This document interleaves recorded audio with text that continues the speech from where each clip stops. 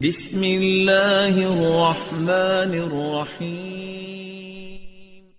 عورت سے سوال کیا جائے گا اس کے خامد کے گھر کے متعلق اور اس کی اولاد کے متعلق۔ دو باتیں آئی ہیں اس حدیث میں۔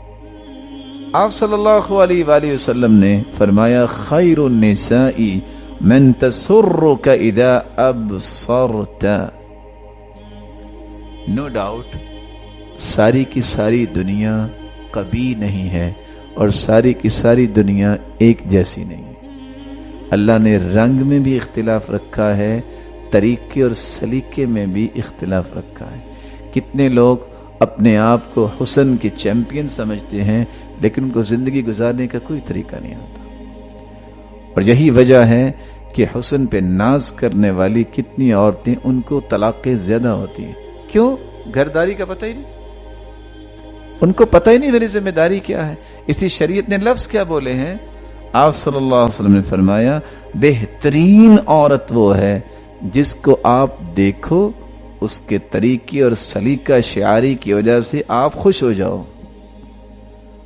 وَتُطْعِمَكَ إِذَا أَمَرْتَ، جب بھی آپ کا حکم ہو، جو آپ کا نظام ہے، وقت پہ آپ کو کھانا دے۔ وَتَحْفَظُ غَيْبَتَكَ فِي نَفْسِهَا، اور اگر تم وہاں گھر میں موجود نہیں ہو تو کبھی آپ کی عزت پہ کوئی علائشیں نہ آنے دے، اس پہ کوئی نکتہ نہ آنے دے۔ وَمَالِكَ، اگر آپ گھر میں نہیں ہیں تو آپ کے مال کے اندر کوئی ایسا خلل نہ آنے دے کہ وہ گھر میں نہیں ہے تو جو مرضی کر لیں، ایسا نہیں ہوگا۔ اب ان ساری چیزوں میں حسن کی بات کہاں ہے؟ ٹوٹل گھرداری، گھر کی دیکھ بھال، بچوں کی تربیت۔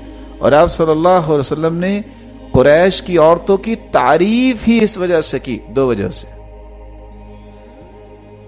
احناہ علی ولدی ارعاہ علی زوجی، اس قدر ٹوٹ کے اپنی اولاد کو قریش کی عورتیں چاہتی، ان کی ہر وقت نوک پلک درست کرتی، اور ارعاہ علی زوجی، اور اس قدر اپنے خامند کی خدمت اور اس کا اہتمام کرتی کہ وہ مثال پیش کی اللہ کے رسول صلی اللہ علیہ وسلم نے۔ تو جو عورت گھر کی ذمہ داری کو سنبھالتی نہیں ہے، نہ اپنے گھر کو نہ اپنی اولاد کو، اس کے بارے میں اسے پوچھا جائے گا۔ اور سب سے بڑی ذمہ داری حقیقت میں ہے بھی یہ۔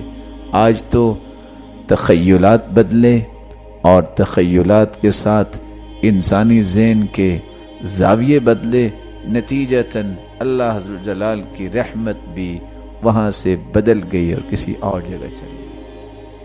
آج تو اس بات پہ کوشش ہوتی ہے کہ اس کو نوکری کیسے مل سکتی ہے، بس یہ مجھے اپنے خامن سے مستغنی ہونا پڑے گا، میں نے اس سے کچھ لینا نہیں، یہ وقت پہ دیتا نہیں ہے۔ یعنی اس طرح کے سوالات کہ بس اوقات انسان سن کے شرمندہ ہو رہا ہوتا ہے۔ سعید بن مسیب کی بیوی کے پاس عورتیں اکٹھی ہوئی تو انہوں نے صرف ایک سوال کیا تھا، کیسے تم اپنے خامن سے بات کرتی ہو؟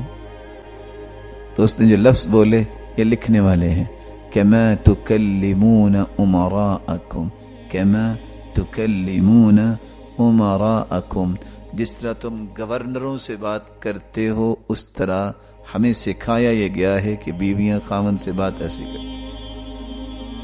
آپ صلی اللہ علیہ وسلم کے پاس ام یعقوب آئی، خطیبہ عورت تھی، بڑی خطابت کی ماہر تھی، اور اللہ کے رسول سے ڈائریکٹ سوال کر لیا کرتی۔ ایک دن سوال کرتی ہیں، یا رسول اللہ صلی اللہ علیہ وسلم، مرد تو ساری سبقت لے گئے، ہمارا کیا گناہ ہے؟ جہاد وہ کریں، صدقہ وہ کریں، حج وہ کریں، عمرہ وہ کریں، ان کے پاس تو مال ہے، ہم تو ان کے متحتی ہیں، تو ہم نہ جہاد کا درجہ لے سکیں، نہ صدقہ کر سکیں، نہ ہم جو ہے حج عمرہ کر سکیں۔ تو آپ نے بھی آگے سے 4 سوال کیے۔ بچوں کی تربیت کرتی ہو؟ کہا جی ہاں۔ کھانا پکاتی ہو؟ جی ہاں۔ خامند کے کپڑے دھوتی ہو؟ جی ہاں۔ اچھا گھرداری اختیار کرتی؟ جی ہاں۔ تو فرمایا یعدل ذلک کلہ، یعدل ذلک کلہ، تم یہ کام کر لو گی تو یہ حج، عمرے، جہاد اور صدقے کے برابر ہے۔ تو کہتی ہیں یعدل ذلک کلہ، اللہ اکبر یعدل ذلک کلہ، اللہ اکبر یعدل ذلک کلہ، اور یہ کہتی کہتی وہاں سے روانہ ہو گئی، جا کے عورتوں کو خوشخبری دیتی ہیں، درجے چاہیے نا یہ تو گھر بیٹھے آپ کو مل جائیں گے۔ شریعت نے جو بیان کیا ہے کہ قیامت کو سوال کیا کیا جائے گا، یہاں کس سوال کا جواب تیار کیا جاتا ہے جو ہونا ہی نہیں ہے۔ پی ایچ ڈی بھی کر لے تو سوال تو 3 ہونے ہیں، من ربک من نبیک ما دینک، جو پہلی کلاس میں پڑھایا جاتا ہے۔ یہ بتاؤ نا رب کون ہے، یہ بتاؤ نا نبی کون ہے، یہ بتاؤ نا تمہارا دین کیا ہے، یہ سوال ہونے ہیں۔ اور گھر کے ہر اس ضرورت کو پورا کرنے کی تگ دو اور لڑائیاں ہوتی ہیں گھروں میں۔ کبھی کسی نے سوچا ہے کہ سیدنا اسماعیل کو آداب فرزندی سکھائے کس نے تھے؟ سیدنا ابراہیم تو نہیں تھے، وہ تو ماں ہی تھی جس نے سب کچھ سکھایا۔ کیسے مدت کے بعد آگے باپ کہتا ہے بیٹا میں آپ کو ذبح کر دوں، تو بیٹا کہتا ہے ابا جان کیوں نہیں، افعل ما شئت، آپ کر کے تو دیکھیں، ستجدنی انشاء اللہ من الصابرین، آپ مجھے صبر کرنے والا پائیں گے۔ یہ کس نے آداب سکھائے تھے؟ باپ تو تھا نہیں گھر میں، یہ ماں نے سکھائے تھے۔ اور تاریخ اس بات کی گواہ ہے کہ رجال اور اسی طرح اجیال قومیں اگر تیار ہوئی ہیں اور کائنات کے اندر مثالی لوگ تیار ہوئے ہیں تو یہ ماؤں کی محنت سے تیار ہوئے ہیں۔ بلا شبہ اس میں باپ کا کردار بہت ہوتا ہے، لیکن سب سے پہلا اسکول اور مدرسہ ماں ہوتی ہے جو اس کو رخ دیتی ہے کہ تم نے کرنا کیا ہے۔ نام تو سنا ہوگا ٹیپو سلطان کا، لیکن کبھی کسی نے قصہ بھی اس کا پڑھا ہوگا۔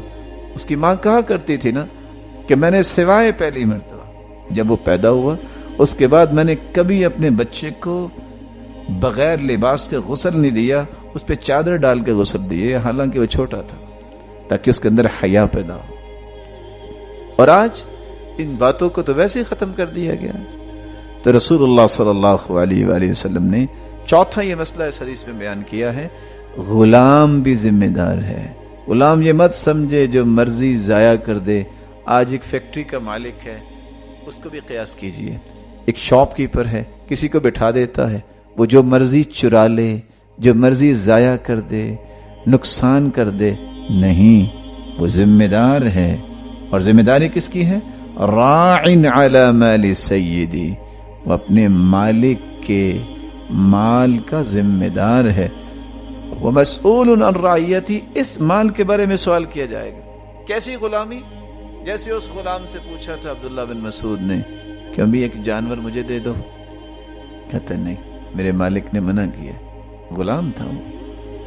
لیکن اس کو کہتے ہیں ایجوکیشن۔ کہتا ابھی مالک کون سا دیکھ رہا، تم قیمت لے لو، کہا نہیں، اس نے منع کیا، میں قیمت کبھی نہیں دوں گا۔ کہا تو وہ کون سا دیکھ رہا ہے؟ کہنا بھیڑیا کھا گیا۔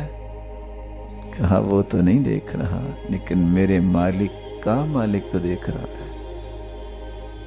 وعبد الرجل راعٍ، غلام بھی اپنے مالک کے مال کا ذمہ دار ہے۔ اور رسول اللہ صلی اللہ علیہ وسلم نے فرمایا تھا ثلاثة یؤتون اجرهم مرتين، 2 لوگ ایسے خوش نصیب ہیں جن کو ہر عمل کے بدلے دگنا اجر ملتا ہے۔ ہر انسان کو ایک اجر ہے جو شریعت نے دیا، لیکن اس کو دگنا اجر ملے گا۔ کون سا؟ ایسا انسان جس کے پاس لونڈی تھی، فیعلمها، لونڈی کو تعلیم دیتا ہے، فیحسن تعلیمها، اور اسے اچھی تعلیم دیتا ہے، ویؤدبها، اس کو ادب و آداب سکھاتا ہے، فیحسن ادبها، اور اس کو اچھا ادب سکھاتا ہے، ثم یعتقها، اور پھر اسے آزاد کر کے فیتزوجها، اس سے شادی کر لیتا ہے۔ تھی لونڈی لیکن اس کو تعلیم دی، ادب سکھایا، اور اس کے بعد اسے آزاد کیا اور اسے شادی کر لی۔ اسی طرح وہ شخص جو اہل کتاب میں سے ہے، جو اپنے نبی کے ساتھ ایمان لاتا ہے، عیسائی ہے، اس کے بعد وہ اللہ کے رسول کے ساتھ ایمان لے آیا، اس کو بھی دگنا اجر ملے گا، فلہ اجران۔ اسی طرح وہ غلام الذی یؤدی حق اللہ وینصح لسیدی، وہ اللہ کا بھی حق ادا کرتا ہے اور اپنے آقا کی بات بھی مانتا ہے، نماز بھی پابندی سے پڑھتا ہے، اور جو مالک کہتا ہے وہ بھی کام کرتا ہے۔ فرمایا اس کے لیے بھی اللہ عز و جلال نے دگنا اجر رکھا ہے۔ اللہ عز و جلال ان باتوں کو سمجھنے کی توفیق عطا فرمائے۔